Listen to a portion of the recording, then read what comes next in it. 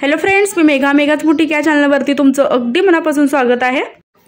तर आजचा जो व्हिडिओ आहे तर तो आपला असणार आहे कमेंटवरती। तर मला भरपूर साऱ्या कमेंट येत असतात की शोल्डर का पडतं किंवा शोल्डर पडण्याचं कारण काय किंवा मुंड्यामध्ये फुगा काय येतो फ्रंट आणि बॅक साईडला। तर या टॉपिकवरती आजचा जो व्हिडिओ आहे तर तो असणार आहे। सो व्हिडिओ जो आहे एकदम शेवटपर्यंत बघा।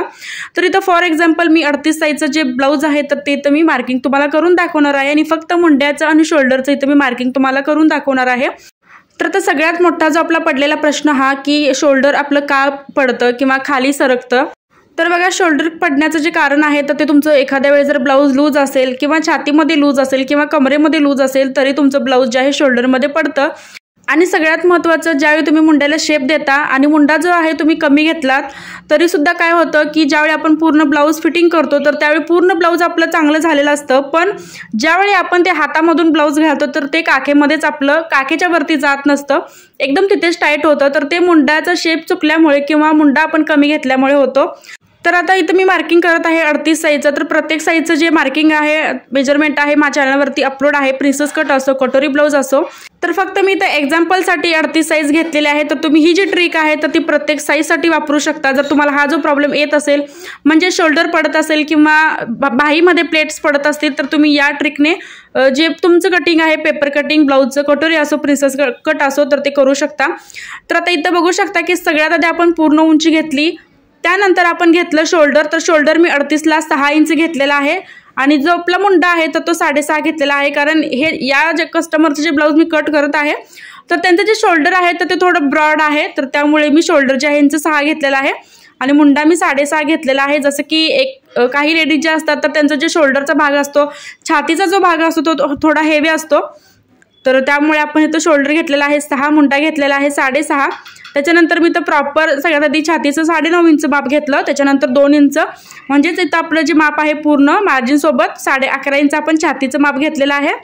आता त्याच्यानंतर कमरेचं माप घ्यायचं आहे आपल्याला 10.5 इंच। तर 8.5 इंच कमर आहे, प्लस आपण त्याच्यामध्ये 2 इंच मार्जिन ॲड करून 10.5 आपण इथं कमरेचं माप घेतलेलं आहे।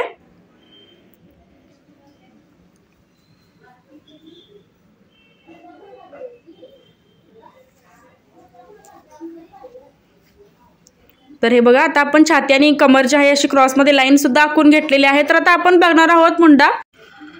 तर आता सगळ्यात आधी आपण इथं मुंड्याचा जो शेप आहे आपण कशा पद्धतीने द्यायचा आहे जेणेकरून आपला जो पाठीमागचा फुगा किंवा फ्रंट साईडचा फुगा जो आहे तर तो गायब होईल।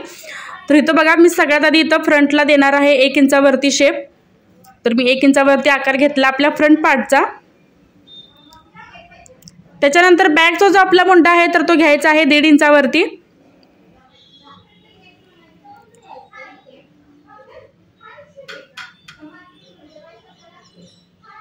तर हे बघा, मी फ्रंटचा मुंडा घेतला 1 इंचावरती आणि त्याच्यानंतर दाखवल्याप्रमाणे तुम्ही सगळ्यात आधी असा शेप द्यायचा आहे मुंड्याला। तर एकदम सिंपल असा मी इथं शेप दिलेला आहे मुंड्याला, म्हणजेच बघू शकता जिथं 9.5 प्रॉपर आपलं छातीचं माप आलं होतं मार्जिन न वाढवता, तर तिथेच आपण तो जो शेप आहे आपल्या मुंड्याचा स्टॉप करायचा आहे, पुढे नाही घ्यायचा। त्याच्यानंतर बॅकचा जो मुंडा आहे आपण दिलेला आहे 1.5 इंचावरती। तर हे बघा, मी फ्रंट मुंडा 1 इंचावरती मार्किंग केला, त्याच्यानंतर आपला जो बॅकचा मुंडा होता तर तो 1.5 इंचावरती मी मार्किंग केलेला आहे आणि दाखवल्याप्रमाणे असं आपण मुंड्याला शेप द्यायचा आहे। आता हा झाला आपला नॉर्मल शेप आपल्या जो मुंड्याचा जो आपण नेहमी असा देत असतो। तर आता फुगा काय येतो, कारण या साईडला आपलं जे कापड आहे इथं एक्स्ट्रा झालेलं असतं। तर हे बघा, असं या साईडला जे आहे प्लेट आपल्याला दिसून येतात काही ब्लाऊज शिवल्यानंतर, पाठीमागच्या साईडला आणि फ्रंट साईडला सुद्धा ह्या ज्या प्लेट्स आहेत तर त्या दिसतात। तर त्या कशामुळे होतात, कारण तिथे कापड आपलं थोडंसं एक्स्ट्रा झालेलं असतं, तर त्यामुळे हा जो प्रॉब्लेम आहे आपल्याला तिथं दिसतो। ब्लाऊज शिवल्यानंतर ब्लाऊज कितीही तुम्ही छान शिवा, कितीही फिनिशिंग त्याला द्या, पण जर प्रॉब्लेम होत असेल तर ब्लाऊज अजिबात चांगलं वाटत नाही घातल्यानंतर। तर त्यामुळे आपण काय करायचं आहे, इथं 1/2 इंच जे आहे आपल्याला इथं मुंडा जो आहे डाऊन करायचा आहे। तर हे बघा, मी आपला जो बॅक मुंडा आपण 1.5 इंचावरती मार्किंग केला होता तर तिथून आपण 1/2 इंच जो आहे इथं मुंडा जो आहे खाली डाऊन घेतलेला आहे। जर याच्यापेक्षा सुद्धा तुम्हाला भरपूर चुन्या येत असेल, भरपूर फुगा येत असेल तर तुम्ही 1/2 इंचावर सुद्धा करू शकता। तर मी तर 1/2 इंच केलेला आहे, पण जास्तही तुम्हाला तो प्रॉब्लेम वाटत असेल तर तुम्ही 1/2 इंचावरती हा जो शेप आहे बॅक साईडचा तर तो देऊ शकता। आणि त्यानंतर फ्रंटचा सुद्धा शेप तुम्ही असं दाखवल्याप्रमाणे द्यायचा आहे, म्हणजेच बॅकच्या मुंड्याला जो आहे असा आपण फ्रंटचा शेप जोडून घ्यायचा आहे। तरी सगळ्यात महत्त्वाची ट्रिक आहे, तर तुम्हीही नक्की ट्राय करा। जर तुमच्याही स्लीव्जला प्लेट पडत असतील किंवा स्लीव्ज पूर्ण हातामध्ये घातल्यानंतर एका साईडला अशी फिरत असेल किंवा भरपूर प्लेट पडत असतील तर तुम्ही या पद्धतीने नक्की ट्राय करा। तर कितीही मोठं माप असू दे, या ट्रिकने जर तुम्ही कटिंग केलं तर ब्लाऊज जे आहे अगदी व्यवस्थित आणि परफेक्ट बसतात। तर आता हे जे मुंड्याचं कटिंग आहे जसे तुम्हाला आता दाखवलेलं आहे तर ते तुम्ही कोणत्याही ब्लाऊजला करू शकता, म्हणजेच कटोरी, प्रिन्सेस कट, फोर्टक्स कोणत्याही ब्लाऊजला आणि कोणत्याही साईजला तुम्ही करू शकता। जर तुम्हाला तुमच्या कस्टमरचा असा प्रॉब्लेम वाटत असेल तर तुम्ही एकदा नक्की ट्राय करा। प्लस यामुळे काय होतं की तुमचं जे शोल्डर आहे तर ते सुद्धा अगदी व्यवस्थित बसतं। शिवाय जर तुमची बाही आहे एका साईडला अशी फिरत असेल किंवा प्लेट्स त्याला पडत असतील तर ते सुद्धा व्यवस्थित होतं। तर एकदा नक्की ट्राय करा आणि त्याच्यानंतर मला कमेंट करून सांगा की तुम्हाला जे आहे तुमचं ब्लाऊज कसं बसलं। तर तुमच्या कस्टमरचं न शिवता तुम्ही तुमचं एखादं जे ब्लाऊज आहे जर तुम्हाला असा प्रॉब्लेम होत असेल तर तुम्हीही नक्की तुमच्या ब्लाऊजवरती ही जी ट्रिक आहे तर ती नक्की ट्राय करा।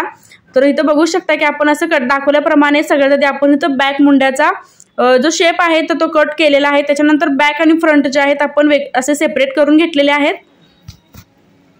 तर हे बघा, फ्रंट आणि बॅक जे आहेत मी सेपरेट करून घेतलेले आहेत। तर आता आपण कट करायचा आहे आपल्या फ्रंट मुंड्याचा शेप कटिंग।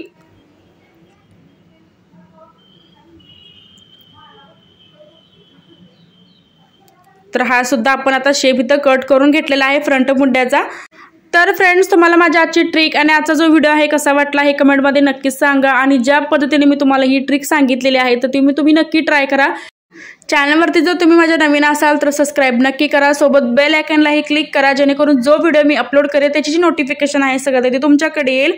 सोबत तुम्हाला नेक्स्ट व्हिडिओ कोणता बघायचा आहे तर तेही तुम्ही मला कमेंट करू शकता आणि या व्हिडिओमध्ये आणि तुम्हाला काही डाऊट वाटत असतील तर तेही तुम्ही मला कमेंटमध्ये विचारू शकता। तर व्हिडिओ शेवटपर्यंत बघितल्याबद्दल अगदी मनापासून धन्यवाद।